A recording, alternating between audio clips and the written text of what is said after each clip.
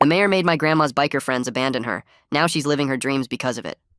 Every morning for 12 years, the same 5 ex-cons would roll their motorcycles up to my grandmother's bakery at exactly 7 a.m. She'd taught them to read in the prison literacy program, and when they got out, they never forgot Mrs. Rose, who treated them like humans. Everyone in town knew nobody messed with Rose's bakery, not with Carlos and his crew drinking coffee on the front stoop. Then Mayor Quimby decided they were bad optics for his re-election campaign. At the town meeting, he spoke in that practiced politician voice, all fake concern. We need to protect our elderly residents like Mrs. Rose from potential gang violence.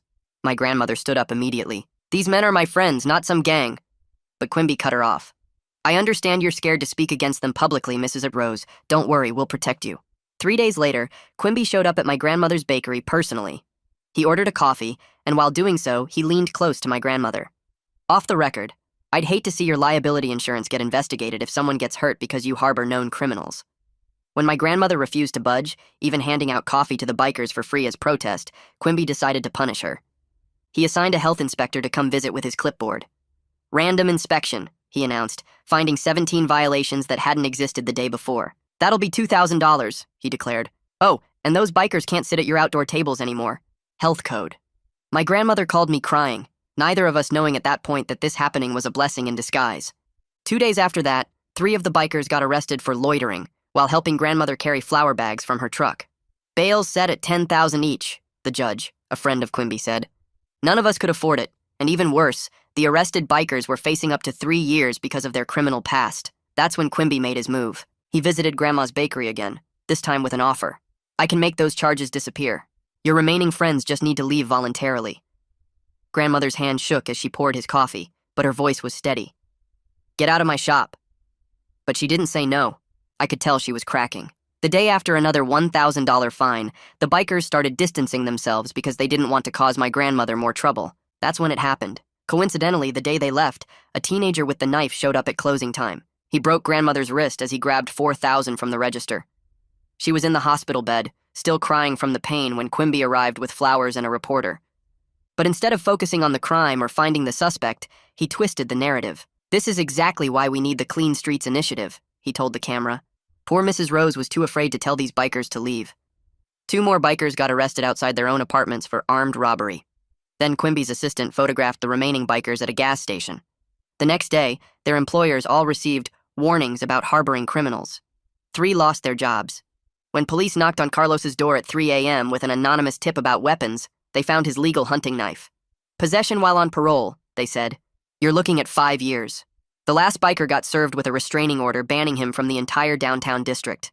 My grandmother was left completely alone. We still didn't realize the gold mine that was waiting for us. I remember trying to grasp at straws at that point. My grandmother was talking about just shutting the bakery down because she'd grown so used to the bikers, and I couldn't allow that. I started looking through old photos, files, looking for something.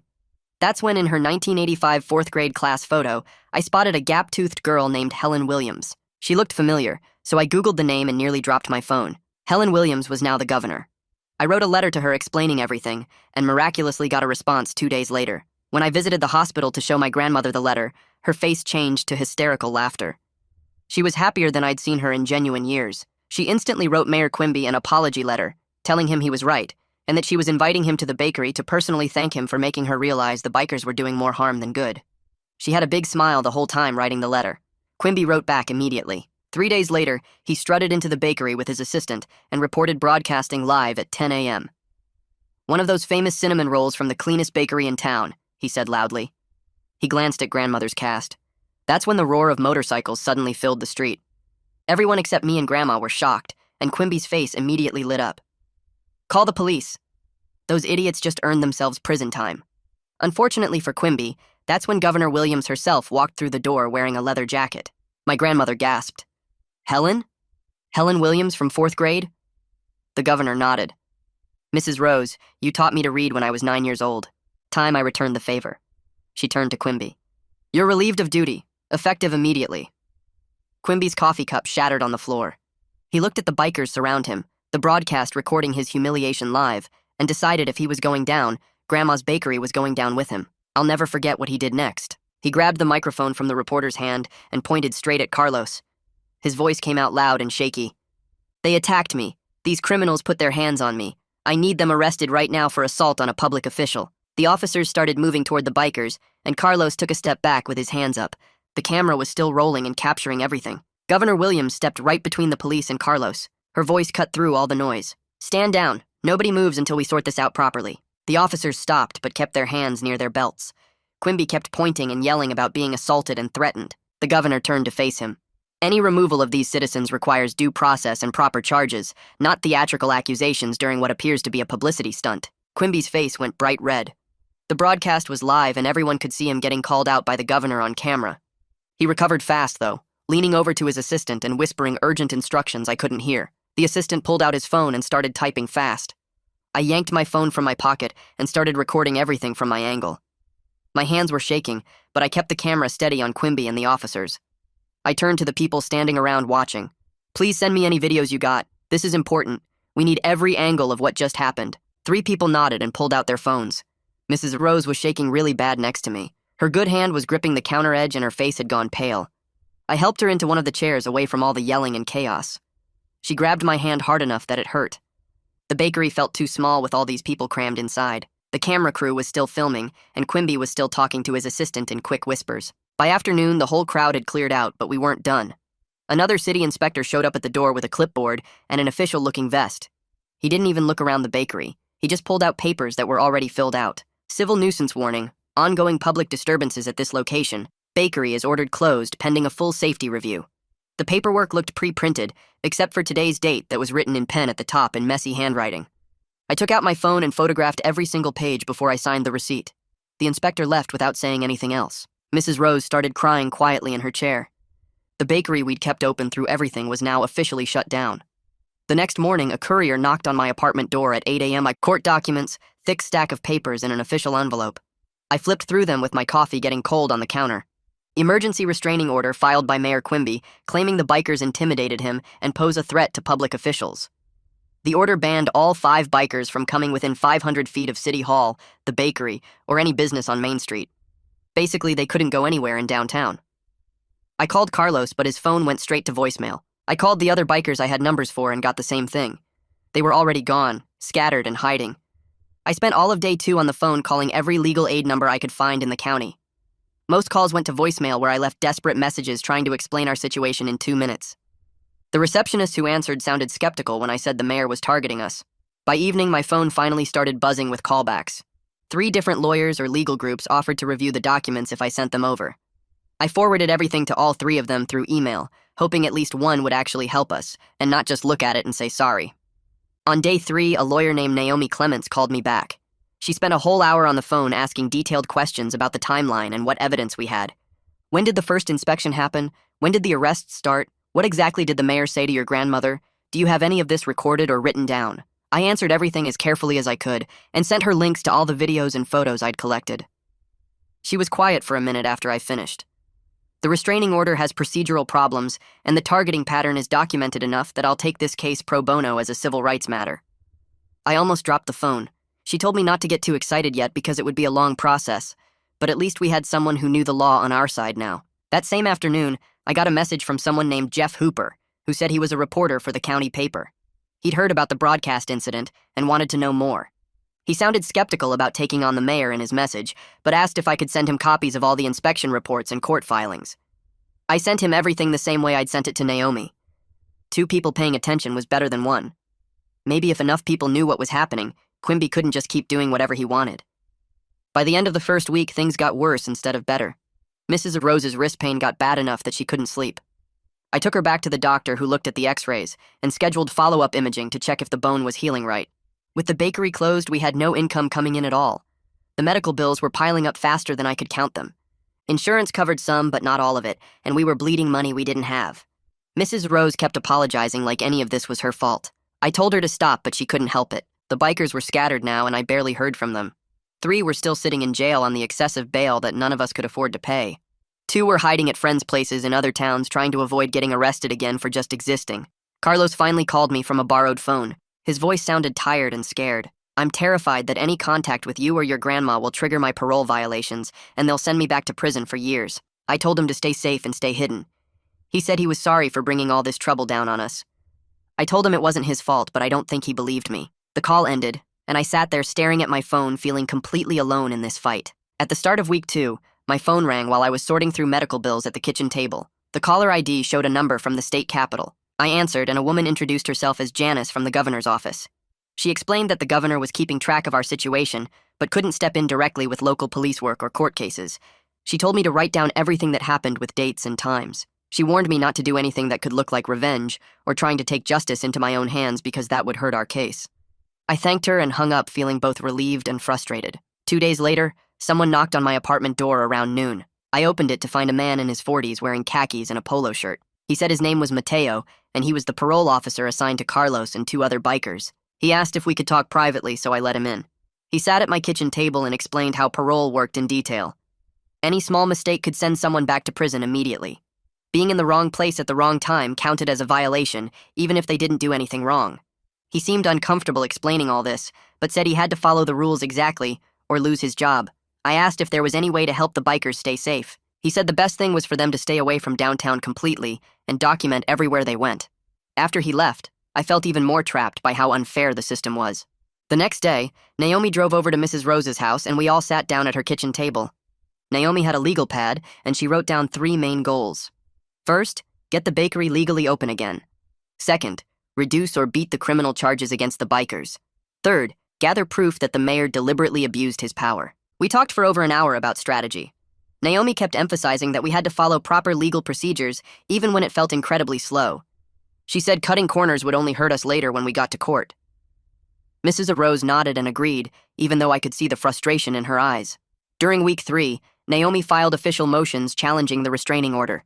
She also requested a hearing to review the bail amounts. She gave me homework assignments about organizing evidence. I spent entire days creating a detailed archive with timestamps for every document and video. I wrote down witness names and kept careful notes about where each piece of evidence came from. Naomi taught me how to organize everything so it would hold up in court. My apartment turned into a mini office with folders and printed documents covering every surface. I also submitted public records requests to City Hall, asking for all health inspection logs from the past 5 years. I wanted to prove the bakery had never been cited before Quimby started his campaign. The city clerk sent back a letter estimating the processing fees at $847. The letter said it would take 6 weeks to gather the documents. When I showed Naomi, she laughed bitterly and said this was a standard stalling tactic. She filed a motion to reduce the fees based on public interest. Jeff published his first article in the county paper, questioning the timing of everything. He laid out the dates of the enforcement actions and pointed out the unusual bail amounts. Within hours of the article going live, anonymous social media pages popped up attacking us. They called the bikers a criminal gang and accused me of helping dangerous felons threaten honest citizens. The comments were vicious and coordinated. I took screenshots of everything and added them to my evidence archive. Mrs. Rose's wrist wasn't healing right. The doctor looked at new x-rays and said the bone was setting crooked. She needed surgery to reset it properly. I spent my days running between the hospital for intake paperwork, calling insurance companies to argue about coverage, and filling out bakery permit applications.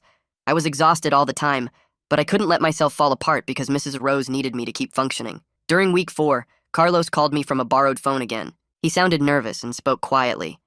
He told me something he'd remembered from months ago. The mayor's assistant had approached him at a gas station and made a weird comment. The assistant hinted that certain problems could go away if the bikers made a cash contribution to the re-election campaign. Carlos had thought it was just sleazy politics at the time and ignored it. Now I realized it was an early shakedown attempt before Quimby escalated to arrests and fines. I wrote down every detail Carlos could remember about the conversation. Janice called me again a few days later. She spoke carefully and said she couldn't give me documents directly, but she mentioned that internal memos existed showing the mayor's office had set enforcement quotas for downtown businesses. These quotas were tied to something called visual improvement metrics for his campaign. She suggested I file specific records requests that might uncover these documents through official channels. She gave me exact phrases to use in my requests. I thanked her and immediately started drafting new public records forms. Finally, Naomi got a small win in court. A judge reviewed the bail situation for one of the bikers and reduced it from $10,000 to $2,500.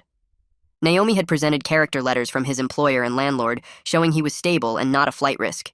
It wasn't much, but it established precedent that the original bail was way too high. This would help the other cases moving forward. We managed to scrape together the reduced bail amount and got one biker out. He looked thinner and scared when he walked out of jail, but he hugged me hard and thanked us for not giving up. 2 days after we got the first biker out, Mateo called and asked to meet at a coffee shop 3 blocks from the bakery. He showed up in plain clothes and sat across from me with his hands folded on the table. He walked me through how the parole system actually worked, pulling out a folder with copies of the rules and regulations. He explained that Carlos's hunting knife was legally purchased and registered, but the paperwork showing he'd declared it to his parole officer 6 months ago got lost in a system transfer. The knife itself wasn't illegal, but the missing paperwork made it look like a violation, and judges almost always sided with the state in those situations. Mateo kept shifting in his seat and looking at his coffee cup while he talked.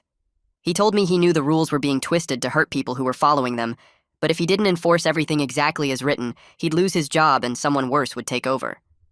I thanked him for being honest and asked if there was any way to fix the paperwork problem. He said he'd submit a correction request, but it could take months to process through the bureaucracy. That same afternoon, a man in a suit knocked on the bakery's back door. He handed Mrs. Rose an official-looking envelope and walked away without saying anything. Inside was a nuisance notice from our landlord citing 6 police calls to the property in the past month and warning that our lease might not get renewed when it came up next year. The bakery had been in this building for 15 years, and the rent was locked in at rates we could actually afford. Losing the location would mean starting over somewhere else with higher costs, assuming we could even find a new space and get approved for another lease with all this legal trouble hanging over us. Mrs. Rose sat down at the kitchen table and just stared at the notice for a long time. I made copies of everything and added it to our evidence file. The next morning, I submitted a permit application to hold a community rally outside City Hall. I wanted to organize a public event where supporters could speak up about what was happening and show that people cared about the bakery and the bikers. 3 days later, the application came back denied with a single-sentence explanation, citing safety concerns and crowd control issues. I called Naomi and she said we could fight it, but it would take weeks and probably wouldn't work anyway. She suggested we try something quieter that didn't need a permit. That evening, I posted on social media asking people to join us for sidewalk vigils outside the closed bakery. We'd stand peacefully with candles and offer free coffee to anyone who stopped by, keeping everything legal and calm while still maintaining public attention on the situation. The first vigil happened 2 nights later with about 20 people showing up. It wasn't dramatic or loud, but local residents walked by and asked questions, and a few people took photos that got shared online. During the second week of vigils, I got an anonymous email sent through an encrypted service. The message was short and didn't include any attachments. It said I should look into a storage unit rented by the city on the east side of town where pre-filled violation stickers and blank inspection forms were supposedly kept. The tip didn't provide an address or any proof, just the suggestion that evidence might exist there. My first instinct was to drive over and try to find the place, maybe see if I could look through a window or talk to the storage facility manager. But I called Naomi first, and she shut that idea down immediately. She explained that any evidence I obtained through trespassing or illegal search would be inadmissible in court and could actually hurt our case by making us look desperate and willing to break laws. Instead, she told me to document the tip with exact timestamps and forward it to her through official channels so she could request a legal search warrant if the information checked out. Jeff called me 3 days later sounding excited. He'd been digging through public financial records and found something interesting. The mayor's assistant ran a consulting LLC that received a payment of $15,000 from the Downtown Business Association during the same week that the harassment of Mrs. Rose escalated from fines to arrests. The payment was listed as Community Development Consulting Services, which sounded legitimate on paper, but the timing was suspicious. Jeff explained that this didn't prove corruption by itself, since consulting work was normal, but it established a clear financial motive for the mayor's office to want the bikers gone. The Downtown Business Association had been pushing for a cleaner upscale image for months, and removing what they saw as unsavory elements fit that agenda perfectly. Jeff said he was writing an article connecting the dots, but being careful not to make accusations he couldn't back up with solid evidence. Naomi filed a motion to dismiss the loitering charges against 2 of the bikers using footage from police body cameras. She'd requested the videos through Discovery and spent hours reviewing every angle. The footage clearly showed the bikers carrying 50-pound flour bags from Mrs. Rose's truck into the bakery, not standing around doing nothing. They were obviously helping with legitimate business operations, not loitering. The motion included timestamps and still frames proving the arrests were baseless. I thought this would be a quick win, but the prosecutor filed a response requesting additional time for discovery and depositions. They wanted to interview witnesses and review more evidence before responding to the dismissal request. Naomi explained this was a standard delaying tactic that would drag the process out another month at minimum, keeping the bikers under legal threat and burning through our limited resources. 2 weeks later, Janice called to tell me the governor was organizing a small business roundtable to discuss downtown development issues. She'd gotten Mrs. Rose invited as a participant, along with about a dozen other local business owners. The event would be at the State Building downtown with some media coverage. I was excited because it seemed like a chance to tell our story in a public forum where people would have to listen. But Janice warned me carefully before we went. She said we needed to focus on the business challenges and regulatory problems without directly attacking the mayor by name in front of cameras. If we made it look like political theater or a personal vendetta, it could undermine the legal case and make the governor look like she was taking sides inappropriately. I understood, but it frustrated me because staying diplomatic felt like letting the mayor get away with everything. That night, I set up my phone on a tripod in the bakery kitchen.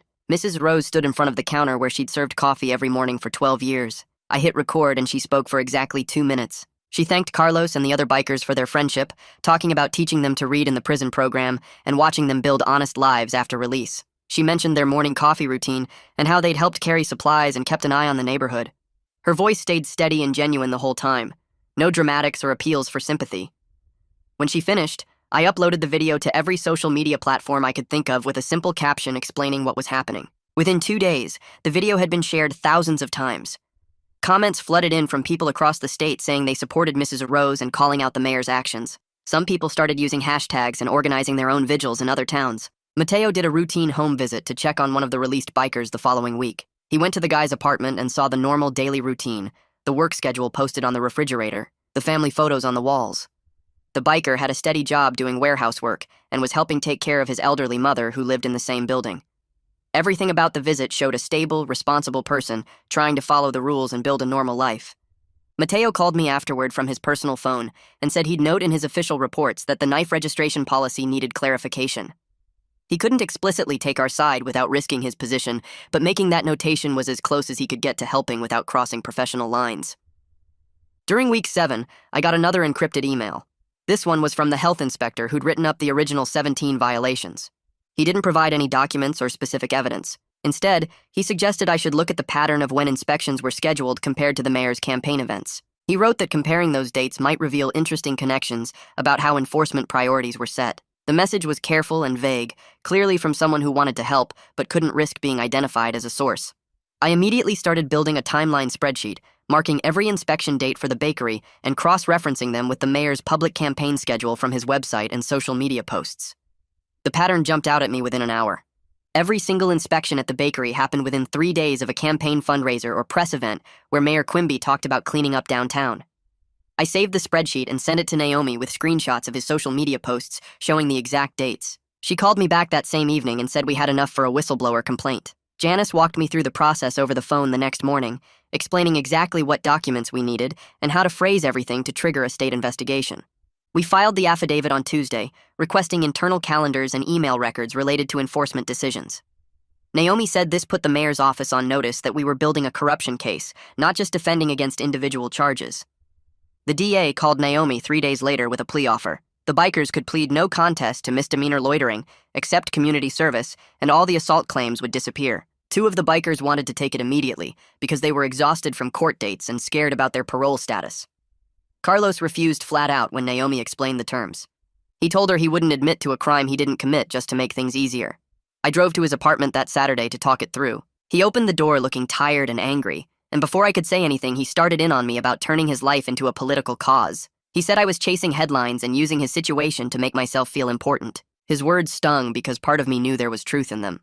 I tried to explain that we were fighting for the right to exist in our own community without being criminalized, but he just shook his head and said that sounded like something I read on a poster. We argued for 20 minutes before I left, neither of us feeling better about anything. During week 8, I got a call from our alarm company at 3 a.m. saying motion sensors had triggered at the bakery. I drove over to find spray paint all over the front windows with threats about snitches and rats. Someone had smashed the front door lock with what looked like a hammer or crowbar. Our security cameras caught a masked teenager in a dark hoodie breaking the lock and tagging the windows. The build and movement matched the description of the kid who robbed Mrs. Rose months earlier. I called the police and filed a report, then sent the footage to Jeff because I didn't trust the local cops to actually investigate. Jeff spent 2 days digging through social media and found posts from a youth volunteer account that showed someone wearing an identical hoodie at a campaign event for Quimby. The evidence was thin and mostly circumstantial, but it suggested a possible connection between the mayor's operation and both incidents. I wanted to blast the connection all over social media immediately and let people draw their own conclusions. Naomi shut that down hard when I called her. She said accusing a minor based on a hoodie match could backfire legally and make us look reckless and desperate. Instead, she filed for an injunction to stop all targeted code enforcement while the criminal cases were still pending. The emergency hearing happened on a Thursday morning with a different judge than the one who set the original bail. Naomi presented our documentation showing the harassment pattern with dates, amounts, and the correlation to campaign events. The judge reviewed everything for almost an hour before granting a temporary restraining order, preventing the city from conducting any more inspections without clear, probable cause. It wasn't a complete victory, but it gave us breathing room to operate without constant threats hanging over us. Our landlord called that afternoon sounding slightly less aggressive than before. He said he'd hold off on the nuisance complaints for now, but rent would increase significantly at renewal time to cover his increased insurance costs and legal exposure from all the police activity. Naomi and I spent the weekend researching small business grants and community development funds that might help cover the difference when the lease came up. Janice called Monday evening to explain something about state law that I hadn't understood before. She said the governor had authority to suspend a local mayor if probable cause existed for corruption or abuse of office, but the standard required substantial documented evidence, not just accusations or circumstantial connections. We realized our real goal wasn't just winning the criminal cases or getting the bakery reopened. We needed to build a corruption file strong enough to trigger state intervention and remove Quimby from the office entirely. The breakthrough came from the most unexpected source. A parking enforcement camera mounted across the street from a coffee shop captured footage of the mayor's assistant meeting with the original judge 2 days before the excessive bail hearing.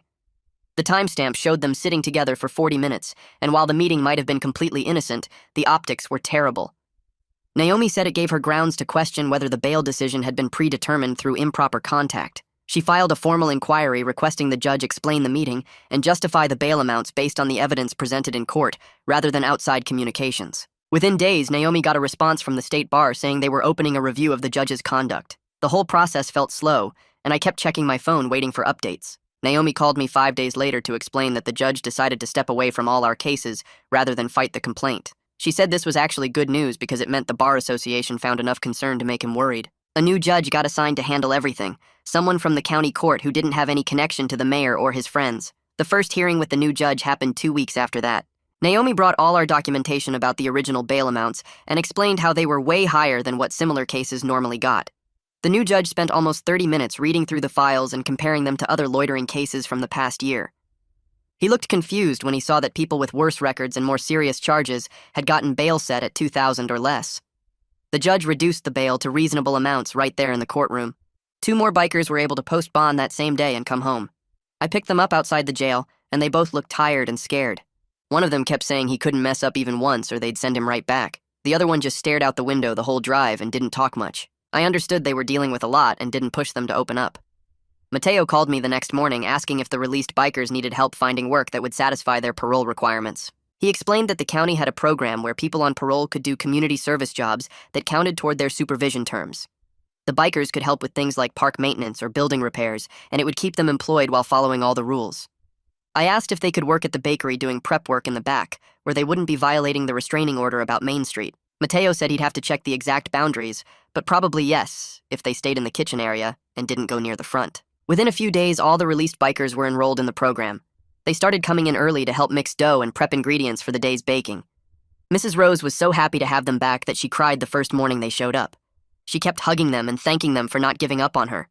The bikers just smiled and got to work like they'd never left. Then everything got worse again. Mayor Quimby's office released a video clip from the broadcast showing what looked like Carlos shoving the mayor backward. The clip was only about 5 seconds long, and it spread fast on social media. Local news stations picked it up and started running stories about how the bikers had assaulted a public official on camera. People who had been supporting us suddenly started posting angry comments saying the bikers were violent and dangerous. The calls for them to be prosecuted got louder and more aggressive. I watched the clip over and over trying to figure out what happened.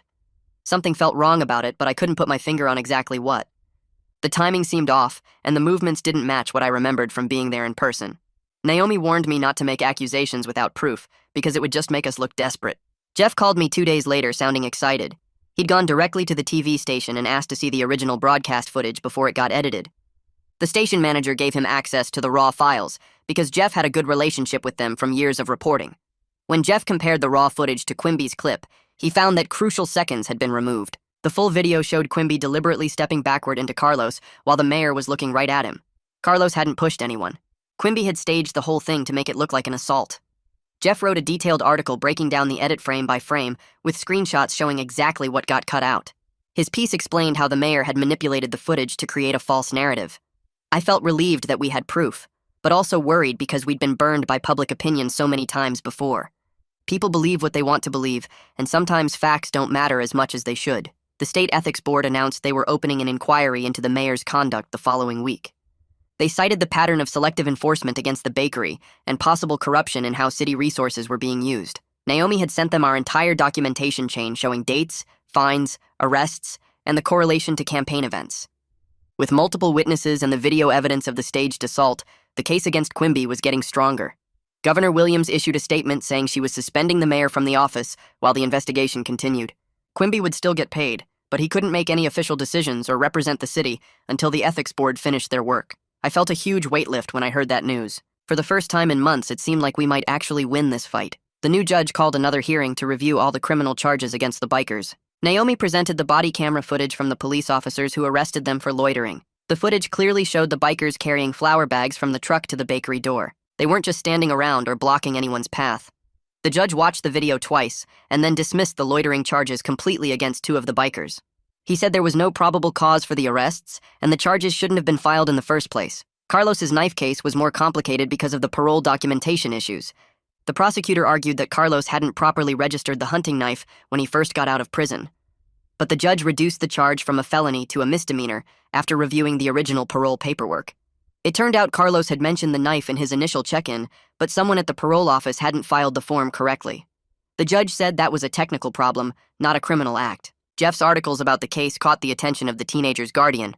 She read about how the bakery had been targeted and left vulnerable after the bikers were forced away. The guardian brought the kid to the police station, where he admitted to both the robbery and the vandalism. He told the police he'd heard people saying Rose's bakery was an easy target now that nobody was protecting it. The teenager seemed genuinely sorry about breaking Mrs. Rose's wrist, but sorry doesn't fix broken bones or erase trauma.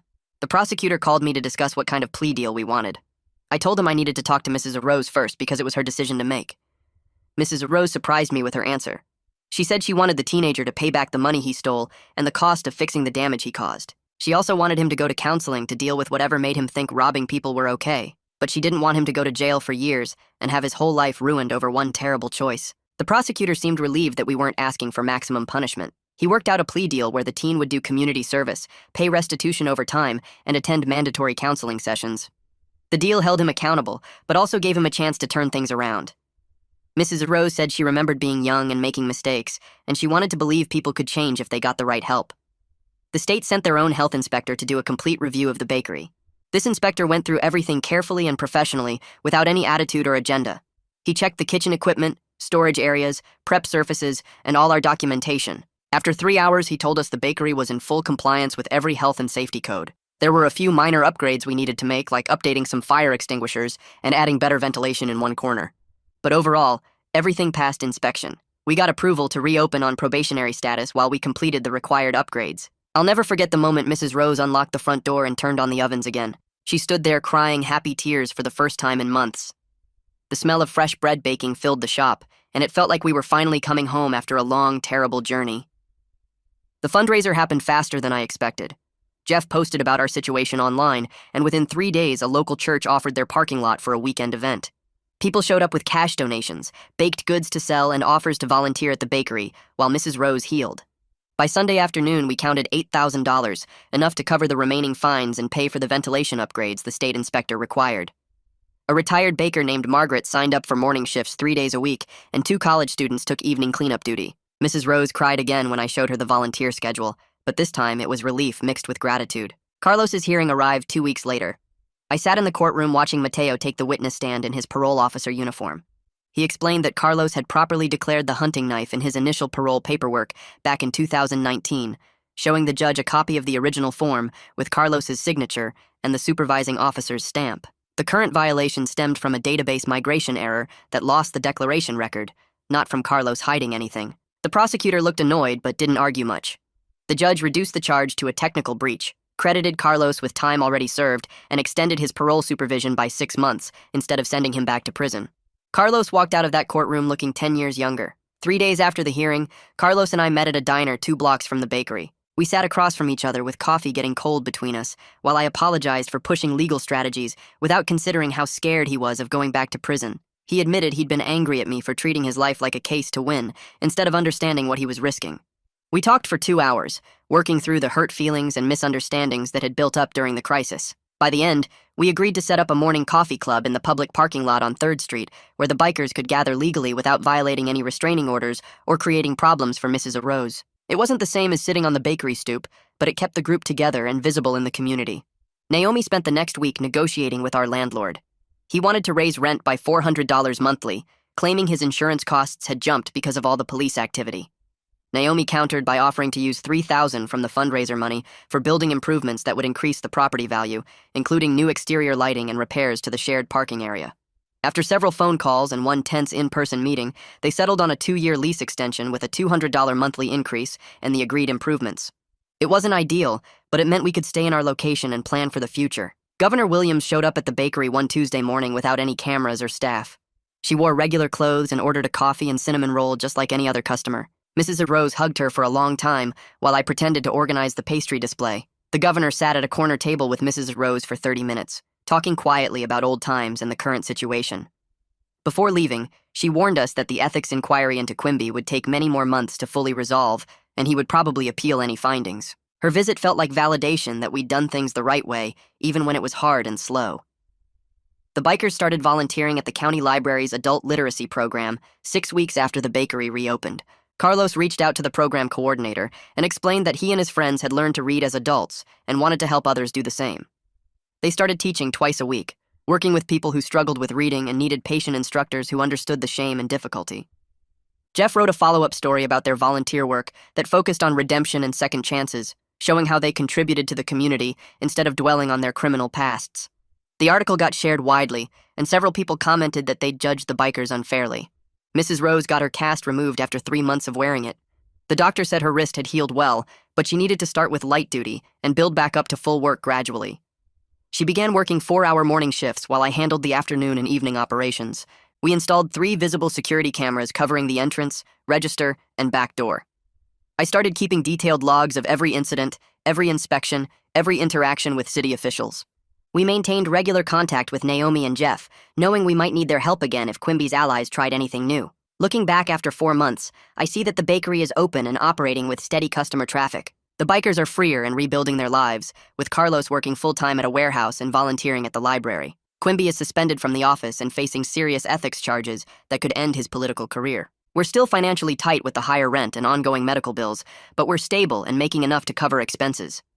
We didn't get perfect justice or complete victory over everyone who hurt us, but we kept our receipts, followed the process, documented everything, and we're still here serving coffee every morning to anyone who walks through the door. That's my side of the story, but it's way more fun when you add yours. What would you have done differently? Drop it in the comments. I'll be reading through them later. You always surprise me with your takes.